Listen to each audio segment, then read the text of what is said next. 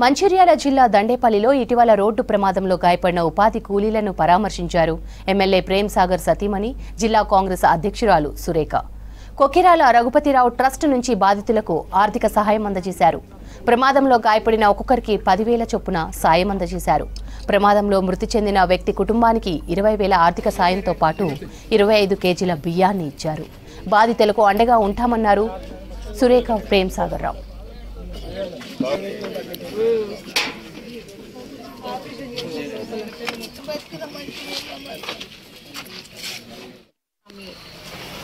పనులకెళ్ళి తిరిగి వస్తున్నప్పుడు మీరందరూ కూడా గాయపడడం జరిగింది.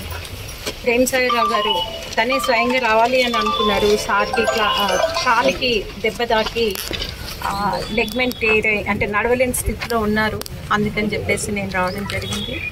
అమ్మ, ఎలక్షన్స్కి ముందు ప్రతి మీటింగ్లో కూడా ప్రేమ్ సాగర్ రావు గారు చెప్పిండ్రు, మీకు ఏదైనా కష్టం వచ్చినప్పుడు ఒక అన్నలాగా నేను మిమ్మల్ని ఆదుకుంటా అని చెప్పేసి ప్రతిసారి చెప్పిండ్రు.